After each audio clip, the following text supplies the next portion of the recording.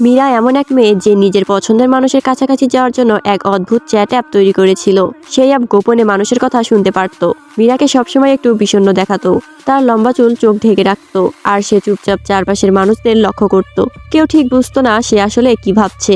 একদিন ক্লাসরুমে ফিরে এসে মীরা দেখলো তার ফোনের কানেকশন হঠাৎ কেটে গেছে। সে খুব ঘাবড়ে গেল, সঙ্গে সঙ্গে নিজের ডেস্কের দিকে তাকালো। ভাগ্য ভালো তার মোবাইল ঠিক জায়গাতেই ছিল। সে স্বস্তির নিঃশ্বাস ফেললো। সবাই ভাবতো মীরা যেন একবারে অদৃশ্য একজন মানুষ, কিন্তু আসল সত্য ছিল অন্যরকম। মীরার পরিবার ছিল ভীষণ ধনী। সে ছিল সেই অল্প কয়েকজনের একজন, যারা আর্যর মতো ধনী ছেলেদের সমান স্তরের। স্বাভাবিকভাবেই মীরা আর আর্য একই বিলাসবহুল বিল্ডিংয়ে থাকতো, কিন্তু মীরা ইচ্ছে করে আর্যকে এড়িয়ে চলতো। সে কখনোই আর্যর সঙ্গে একই লিফটে উঠত না, তাই আর্য কখনো তাকে ঠিকমতো খেয়ালই করেনি। কিন্তু একদিন মীরা ইচ্ছে করেই বাড়ি ফেরার সময় ঠিক করলো সে সোজা গিয়ে আর্যের সঙ্গে ধাক্কা খাবে। হঠাৎ এমনটা হওয়ায় মীরা ভয় পেয়ে দৌড়ে পালাতে চাইলো, কিন্তু আর্য তাকে থামালো। আর্য এমন কিছু বলল যা শুনে মীরা একবারে স্তব্ধ হয়ে গেল।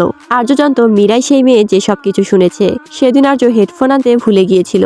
সে মীরার কাছ থেকে হেডফোন চাইতে যাচ্ছিল, কিন্তু অজান্তেই হেডফোনে ভেসে আসা কিছু আওয়াজ সে শুনে ফেলে। রাতের নিস্তব্ধতায় মীরা তখন ভয়ে জমে গিয়েছিল। হঠাৎ তার হেডফোনে আর্যের কণ্ঠ ভেসে এলো।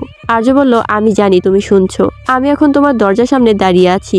দরজা খোলো। মীরার আর কোনো উপায় ছিল না, তাকে দরজা খুলতেই হলো। ভেতরে এসে আর্য মীরার পাশে বসে পড়লো। তারপর সে কম্পিউটার খুলে সেই অ্যাপের ব্যাকগ্রাউন্ড দেখতে লাগলো। মীরা খুব অস্বস্তি বোধ করছিল। তার মনে হচ্ছিল আর্যের চোখে সে হয়তো এক ভয়ঙ্কর গুপ্তচর। কিন্তু পরের মুহূর্তেই আর্যের আঙ্গুল দ্রুত কিবোর্ডে নড়তে লাগলো। খুব দক্ষতার সঙ্গে সে কোড দেখাতে শুরু করলো। অ্যাপের লুকানো ফিচারগুলো পরীক্ষা করতে গিয়ে সে বিশাল এক অডিও ফাইলের সংগ্রহ দেখতে পেল। আর্য নিজের উত্তেজনা আর লুকাতে পারল না।